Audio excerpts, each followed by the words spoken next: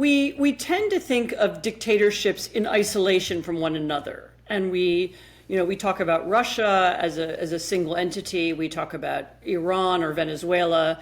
We also have in the Western world a tendency to look at different geographies. We have Middle East experts, and we have Latin America experts, and we have Asian experts, and they're not really looking at the connections between these different parts of the world.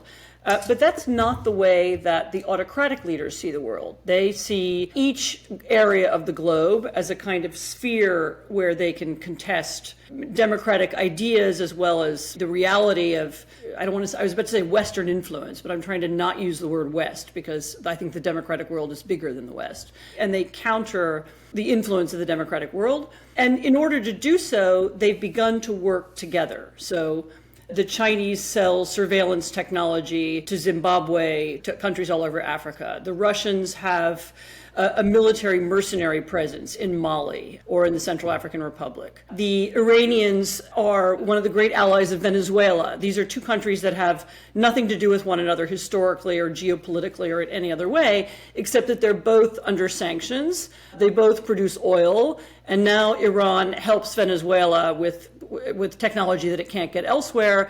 The Venezuelans help the Iranians. They're thought to give passports and aid to Hezbollah when they're traveling around the world. So they've begun to see one another as allies in a limited sense. I want to make clear immediately that this is it's not an axis, it's not an alliance. We're not in a new Cold War against them.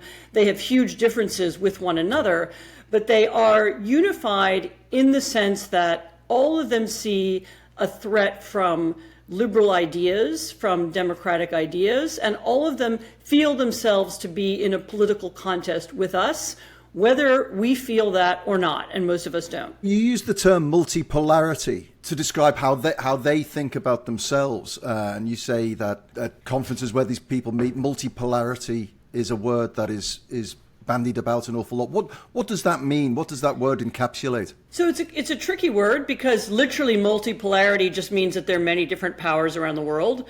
And that's objectively speaking true. I mean, of course it's true that we live in a multipolar world, and it's not just the United States versus the Soviet Union as it was in the late 20th century. It's, India and China and Indonesia and South Africa and Brazil also have power and influence. So it's just objectively true.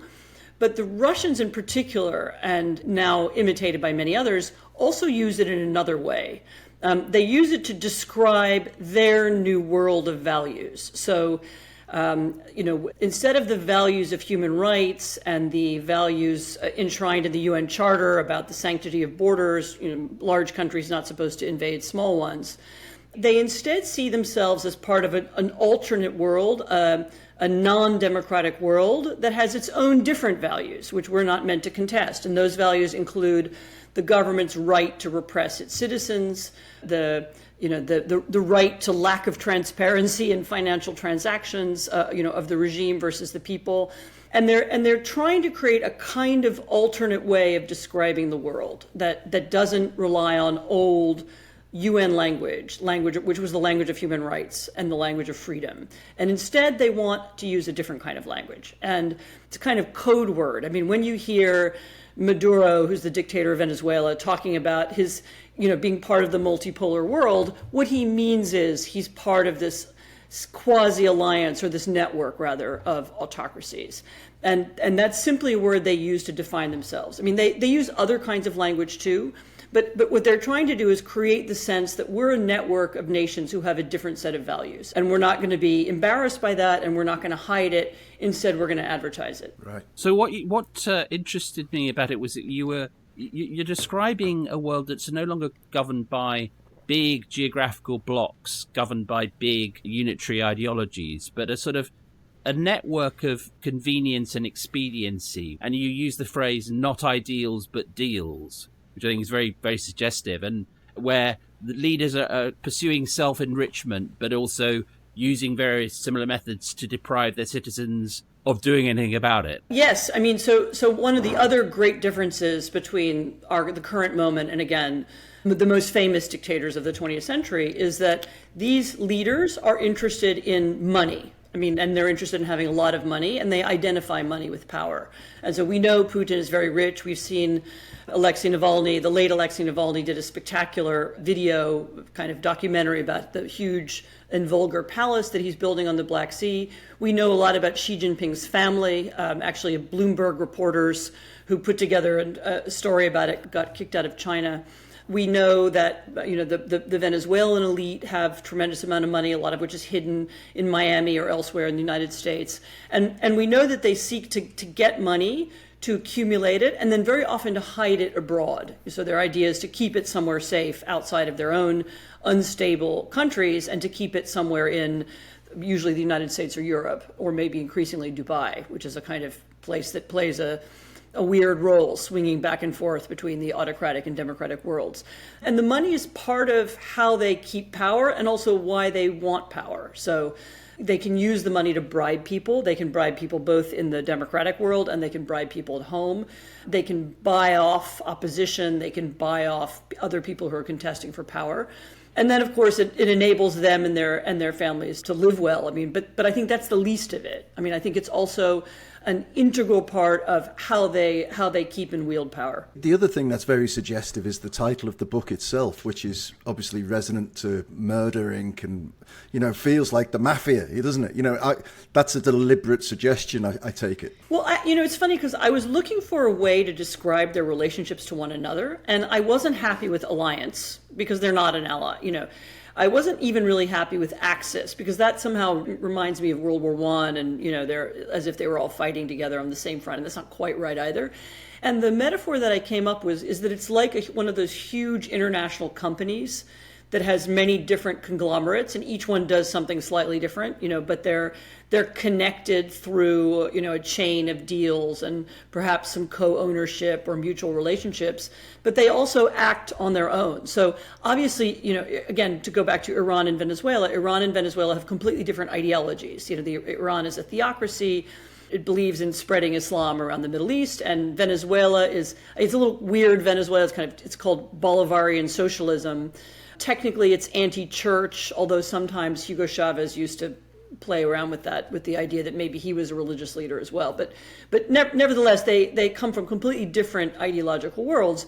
And yet, in the context of Autocracy, Inc., they collaborate very easily. And so that's the world that we're in. So this isn't a Cold War in which people of one ideology are on one side of some kind of physical barrier, the Berlin Wall, and people of another ideology are on another side. And rather, it's this network that connects different countries, and also, I should say, connects them to people inside the democratic world as well. The walls are porous. If you will, there are allies of Autocracy, Inc. inside the United States or inside Europe as well. So it's scrolling back, Anne, it's interesting you plot how this happened very meticulously, and to go back to let's go to the 1990s anyway, and a period when it became absolutely orthodox after the end of the Cold War to argue that economic innovation would lead to political change. You borrow the German phrase Wandel durch Handel, change through trade.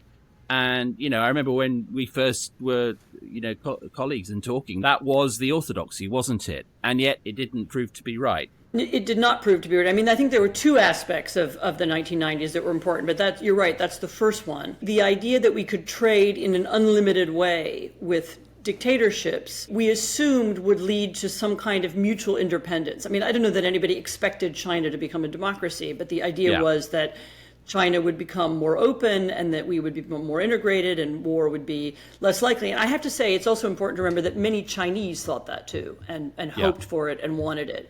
And the same is true in Russia, that there was a big part of the Russian elite that wanted integration with Europe and America and the rest of the world and hoped that would help change Russia. So it wasn't just some crazy idea in Washington. It was a mutually held idea of many people. And I think several things happened that we didn't understand the significance of at the time. And one of them was that the way money was distributed inside Russia after 1991, there was this extraordinary theft of the state's resources and it went into private hands. And then very often the money was taken out of the country, laundered through Western financial institutions, and then brought in some other way. And there was so there was a kind of circular exchange between Russia, and this was true of many other post-Soviet republics, actually Ukraine up until 2014 as well, and Kazakhstan, other ex-Soviet states. And that process of laundering money, which we absolutely colluded in and helped with, and plenty of not just shady Western bankers, but really quite proper mainstream Western bankers who you'd meet at London clubs. They also helped in this process, and people kind of assumed it would be okay in the end. They would become wealthy like us, and we would be integrated. And I think we misunderstood what was happening. In fact, we were giving an enormous amount of power to this very brutal, very single-minded elite who, once they had money, began to realize they needed to repress the rest of the population in order to keep it. So there was it's almost like kleptocracy came first in Russia, and autocracy followed. I have a very clear memory, Anne, of you at a time when everyone was saying Putin is a reformer, he's going to continue the integration of Russia with the free world, saying no, he's not. In fact, I can remember a column you wrote in the Evening Standard, which at the time attracted a great deal of attention, saying this. Now, I'm curious, why did you think so early on that Putin was a wrong 'un? Okay, yes. Well, just to date both of us, that column would have been, I was working for the Evening Standard in 1996, so we are talking about a long time ago. So I was worried about Putin from the minute he appeared on the public stage because of his background in the KGB and because he spoke with such enormous emotion and respect for the KGB. I mean, he used the expression about himself once as a Chekist. The Cheka was what the KGB was called in the era of the Bolshevik Revolution. When he became the head of the FSB, which is the modern version of the KGB, he put up a portrait of Andropov in the center hallway. Andropov was a very brutal, he was one of the final leaders of the Soviet Union. He'd been, prior to that, chairman of the KGB as well. What was he was most famous for? Repressing dissidents and human rights activists. That was kind of his thing. He believed that even little tiny dissident groups had to be repressed before the virus of free thinking spread around the Soviet Union. So I was simply suspicious of his ideology from the beginning, and even early on he began saying worrying things about the Russian Empire and about respect for Russia. Even as mayor of St. Petersburg, there's a famous incident when he walked out of a big dinner in Hamburg when the Estonian president began speaking about how Estonia wanted to be integrated with the Western world and was already worried about Russian imperial language. And this is 1994, I think. I mean, this is very, very early. And I saw him as part of not as the savior of Russia, but as part of this long chain of secret policemen, basically, who had a different vision of the world. And Putin has always had a profoundly conspiratorial understanding of how the world works. There was a generation of nice Western democracy activists who went to Russia in the 90s and to early 2000s. I was one of them. I mean, I didn't do it all the time, but I knew lots of people who were there, whatever. They were helping do judicial reform. They were helping organize political parties. Putin immediately thought all those people are spies. He also thought any spontaneous movement inside Russia, so anything that looks organic is not. Any protest movement, any organized party that's not directly part of the state, anything outside of the state's purview is by definition, these are foreign agents and they're trying to undermine the regime. So he from the beginning, he began saying things like that. And I was always very suspicious of him. It's true that in the early days, he himself had this idea that that Russia needed to get richer, and it was going to get richer through contacts with Europe and America. And so he was open to the West in that narrow way. But it was also true that from the beginning, he was aggrandizing power, and especially money, to himself and to a chosen set of oligarchs who would do his bidding. And so that's why I was suspicious of him in the 90s and never really stopped being suspicious of him. Yeah. And in the book, you suggest that, though, it's wrong to focus on what you call the big man at the top. And yet all of these autocracies have an identifiable big man at the top. And I wonder, just explain a little bit more of the thinking behind you're feeling that that's not where we should exclusively focus? Well, they have different structures. I mean, the Chinese party does now have a single powerful leader. It had for a long time more of a collective, but it is a party, and there is a hierarchy and a structure. And the party has a set of rules about how people should behave and a set of beliefs. So it's not as if I don't know that Xi Jinping decides everything by himself. Putin doesn't have a party, actually, which is one of the reasons why Russia is much more unstable than China. And any leadership change in Russia, however it came about, would immediately be a huge crisis, because not only do we not know who would be the next president of Russia, we don't know how that person would be selected, by whom. But I think mostly in talking about and trying to get people away from thinking, it's just about one man, I wanted people to look at the lateral links between those countries. So not the Putin-Xi meetings, wherever they take place, but also the way in which, Russian and Chinese companies co-invest, or the way in which Russian Secret Service help out the Belarusian Secret Service, or the way in which the Cuban secret police come to Venezuela and give them advice on repressive techniques and technology, or the way that China sells surveillance technology, literally all over the world, to anybody who wants to use it, including, they have this thing called smart cities technology, which is basically a system of spy cameras, which sounds very nice, right? We all want to live in a smart city. We all want security cameras that will prevent crime. And of course, you have them all over the UK. But it's pretty easy to see how they can also be misused. And in China, they're misused because they're connected to whole other systems of monitoring people and conversations and ideas. And China sells that kind of technology, all over Africa and all over Latin America as well. So the connections between them aren't just at the level of diplomacy. They're at the level of, economic, trade, technology exchange. And one other thing, they also follow and imitate and to some degree sometimes coordinate their narratives as well, so the language that they're using. A great example of this is right at the beginning of the war in Ukraine.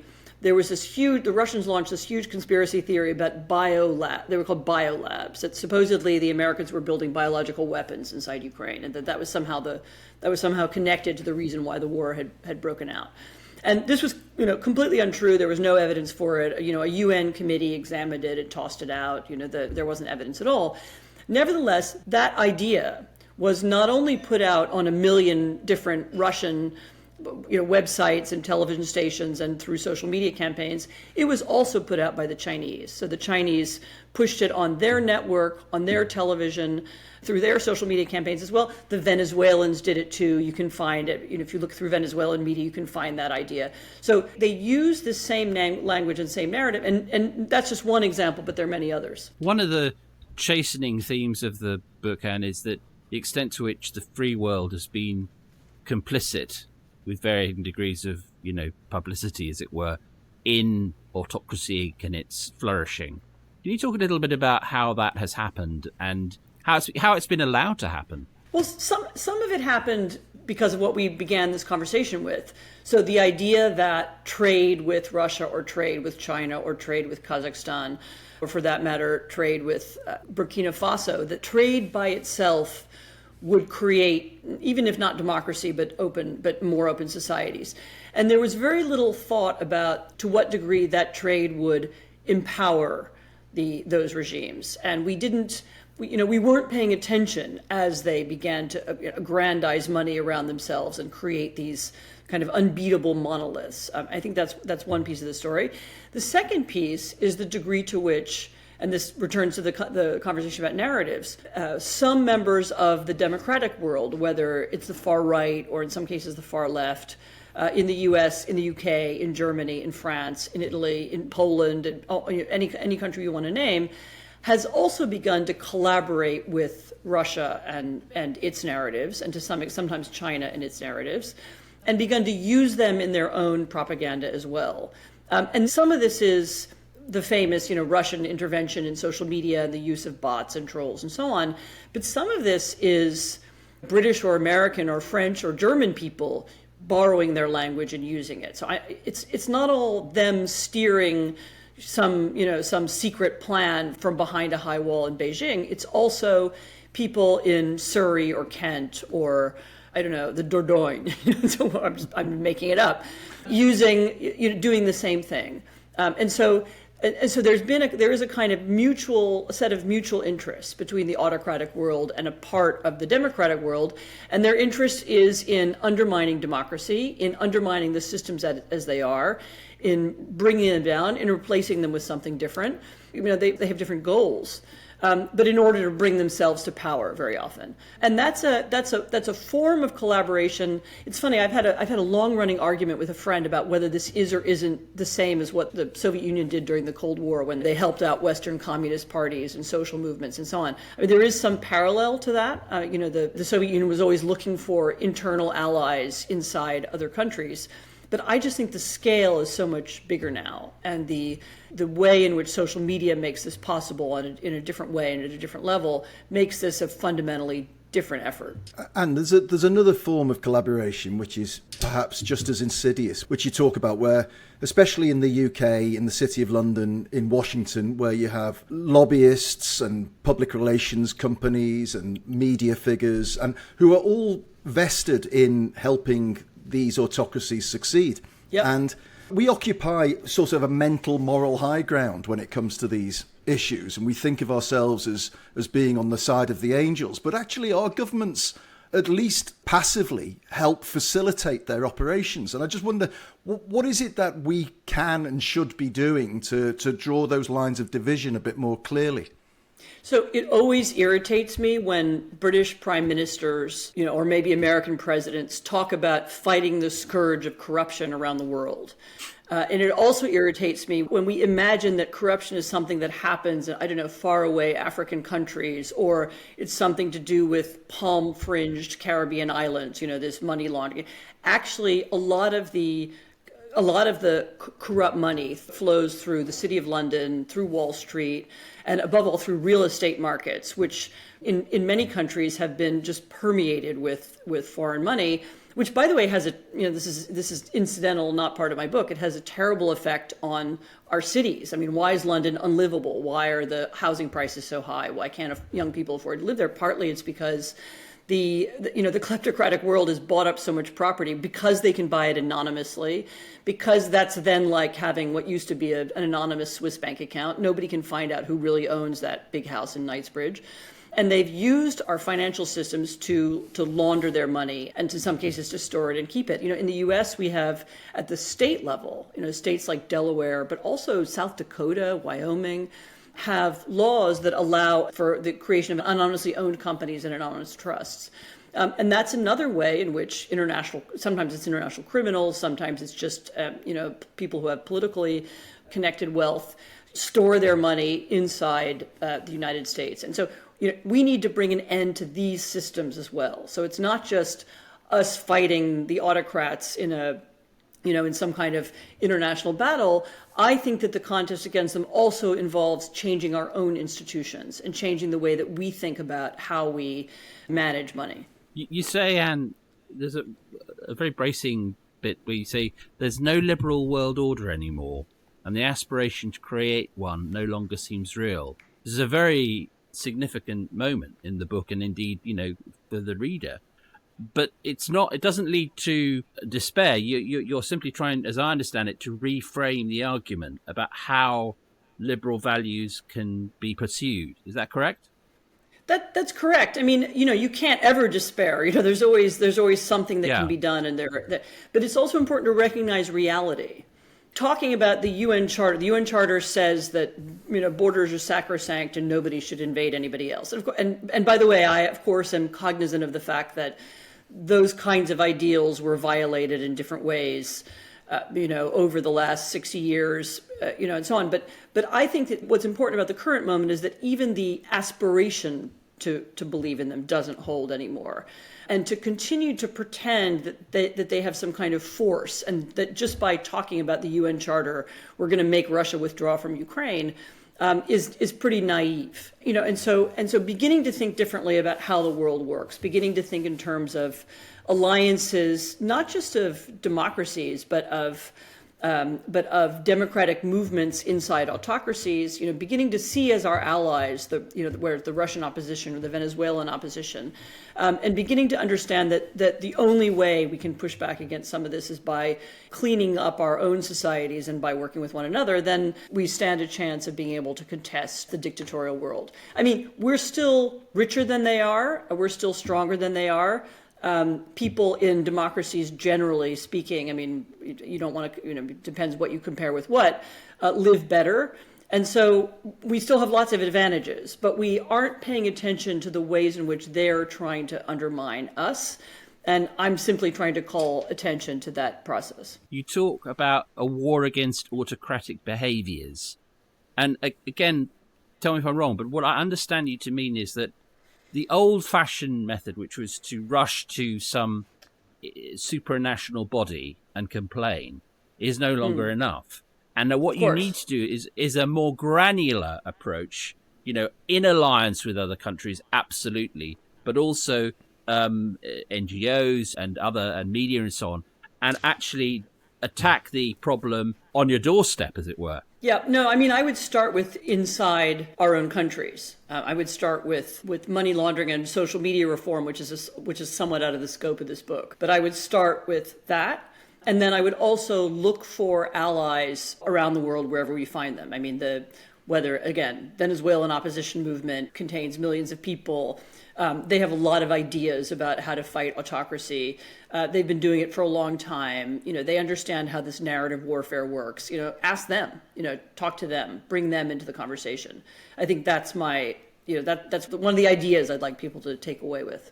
Just on the same line of questioning, Matt and I had a conversation in a previous podcast about the United Nations and how it seemed to be completely unfit for purpose, and I just wondered whether you had any views on that, and also, what would an effective supranational organization look like? Yeah, no, so I actually also in the 1990s, I wrote a lot about the United Nations and how it wasn't fit for purpose. And I kind of gave up on it because it's so impossible to reform because of the structure of it and the nature of it. And as soon as you start talking about changing the Security Council, which is clearly now completely illegitimate, as soon as you start talking about that, then there's a big argument about who should be on it. And, the British will never give up their seat, to an EU seat, which is what Germany wants. And, the Indians want to be part of it. And if the Indians are in it, then the Pakistanis can be. So it's almost like that weird post-war moment when it was clear who the great powers is gone. And so finding a way to reform the UN from within is pretty pointless. And that's actually been true for a while. And as you say, constant reference to the UN or complaints in the UN aren't really they're not realistic anymore. They're not a realistic way of changing things. And therefore thinking a little bit differently about what new international alliances should look like. Who do they contain? Maybe they should be organized issue by issue. So maybe there's an alliance that could fight kleptocracy. Maybe there's another alliance that could look at the impact of social media. I mean, there simply has to be a different way of organizing states to fight whatever the world's problems are. Because the UN's not doing it. I certainly think on the topic of migration, that leaps out as an obvious challenge that we're all going to have to deal with.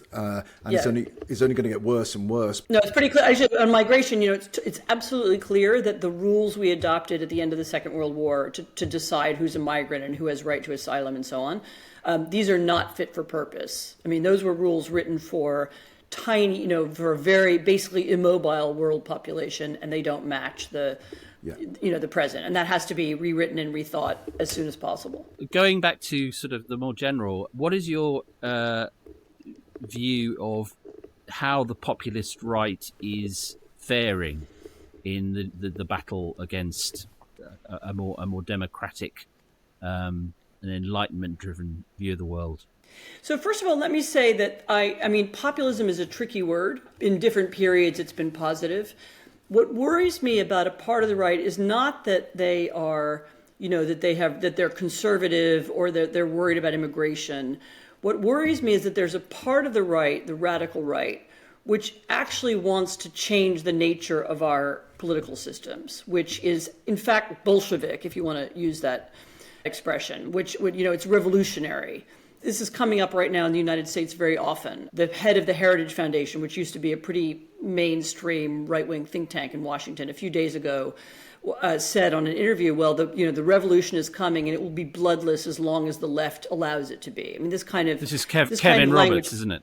This was Kevin Roberts. That's right. Yeah. Yeah, and so and that's that kind of language. You've been hearing it on the far right for a long time, and you hear it from Steve Bannon. And it was easy to dismiss it at the beginning, but the idea that the United States is a disaster and a catastrophe, and everything about it needs to be fundamentally changed, and the government needs to be overthrown and everybody fired. That instinct and that impulse, which a version of which you can also hear in Europe. I mean, you can hear it in France, definitely. You can hear it. There's a version of it in Germany. That is the piece of the right that I believe to be dangerous. And it's funny how that bit of the far right often sounds to me like it's stolen the language of the old radical left. I mean, there's a reason why the old radical left, I mean, very old radical left, and the very far right now can often sound very similar because they have the same. They have the same belief in destruction, and that we know from many historical examples exactly how dangerous that can be. Well, Steve Bannon, you mentioned, who's presently in a penitentiary somewhere, describes himself as a Leninist, which makes a point. Yes, he's used that expression. And actually, let me finish you asked me how they're doing. Look, they win in some places and they lose in others. They go back and forth. We defeated them in Poland, but there's certainly clearly a part of the Trumpist part of the Republican Party that is now absolutely anti-constitutional and anti-democratic, and they're still a big threat. I think they are the threat that we will now deal with for the rest of our lives, at least for the three of us on this podcast. So there will be one or two victories, and there will be one or two places where they're pushed back, but they aren't going away. At least for the moment. They are empowered, as I said, by narratives they've borrowed from the autocratic world, sometimes by money and by actual influence operations, and they feed on a certain kind of loneliness and also fear of rapid change that we see really in all of our societies. We are living through this incredible revolutionary moment in terms of the way in which people get and process information, the way people live, the way the economy works, the transfer from real life to online life has been much more jarring than we usually acknowledge. And that's created a kind of, a part of the population really in almost every country in the world that wants is discontented, feels disjointed, and wants some kind of revolutionary change. And so I think they're now with us for the duration. And just to close off, can we talk a little bit about Poland? Because a lot of listeners won't know, but you're a joint American and a Polish citizen. That's correct, isn't it? It is correct. And 4 or 5 years ago, Poland was centre stage as a frightening prospect that was evolving and had taken a very scary trajectory. And now it's a model of, as you've just said, a place where you can beat that. And can you tell us a little bit about how you beat that in those circumstances? It's an interesting story. I mean, it was partly about creating a coalition. So actually, the far right in Poland was beaten by 3 parties, kind of a center kind of liberal party, a center right party, and a center left party. And they agreed to cooperate. They ran as different parties in a campaign, but they agreed to cooperate both before and after the election. And thinking like that, thinking in terms of coalitions. I mean, this has happened a little bit in the U.S. as well. I mean, the so-called never Trump Republicans, the people who really reject the language of the far right in the Republican Party, now vote Democrat in the U.S. And there are a number of groups that try to bring together people who used to hate each other because they had different views about tax policy, who now can agree that they would like to save the American Constitution. And so it's partly about recreating coalitions. It's also about finding ways to reach people outside of, when the media has been captured, as it partly was in Poland. So there was an enormous amount of grassroots campaigning. Donald Tusk, who's the prime minister of Poland, he spent 8 months going literally round and round the country and trying to meet people in small towns and find different ways to be in touch with people. So it was partly about that. There were a few odd things about Poland. I mean, one thing was that the the outgoing ruling party, Law and Justice, was so convinced that they would win. They'd locked up most of the media. They had 6 times as much funding. They were using different ruses to get state funding for their campaign. All kinds of tricks and games that they were playing to manipulate the election. The one thing they didn't do was rig the votes.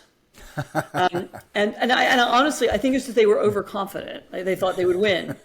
And so they didn't rig them. So we did have a free election in that sense. I mean, it wasn't free in the way that it was conducted and so on, but the actual counting of the votes was free. And of course, you don't have that in Venezuela, and you don't have that in Russia. You don't have the opportunity to have a free election, even an unbalanced election. And actually, Poland being in the European Union was also very important, because one of the issues, and this again doesn't apply in other countries, was that a lot of Poles were afraid that the actions of the far-right government would push them out, and they wanted to stay in. So this is maybe strange to British listeners, but yes, quite. So there were some pieces that were kind of sui generis or peculiar to Poland, but I think there are general lessons. It's about new coalitions. It's about finding ways to reach people outside of social media and corrupt television. And it's about, a lot of it was about mobilization. How do you get people to vote? How do you persuade people that it matters? And a lot of the language of the opposition was focused on that. So that's the short version of how they won. That's brilliant. Thank you so much. That's great. Thank you so much, Anne. That's been such an insightful conversation. So useful. Autocracy Inc. is out now, or it will be when we go live with this. And and available at all good bookshops. I heartily commend it. Thank you, Anne. Very Thank much you. so. Thanks so much, Anne, and all the best with it. Well, Matt, that was quite something, wasn't it? Food for thought, as always with Anne, and lots of things to pick up on and carry forward, I think, in the podcast and the New European. Yeah, and if you've got any questions or feedback based on what Anne said, or indeed anything else going on in planet Earth right now, then fire those questions into 2matts at tnepublishing.com. That's the number 2, MATTS, at tnepublishing.com. Don't forget, please, to subscribe to The New European if you like this podcast. If you like the kind of conversations we have here, then The New European is full of them every week, and you can get it delivered to your door for just £2 a week. Or if you want the digital experience, that's just £1 a week. Tell me what else you can get for £1 a week that might just change politics and make your lives better. There we go. Nothing. To top it off, we'll give you a £25 voucher to spend on goodies at the New European shop. So it's an unbeatable. What more do you want? What more do you want? I mean, seriously, what more do you want? What more do you want? The New European, theneweuropean.co.uk/2matts, number 2, MATTS, and there's a link in the show notes. Thank you as ever to our production team at Rethink Audio, led this week by Ollie Peart, assisted by Matt Hill. And until next time, It's goodbye from me. it's goodbye from him. Goodbye. Goodbye.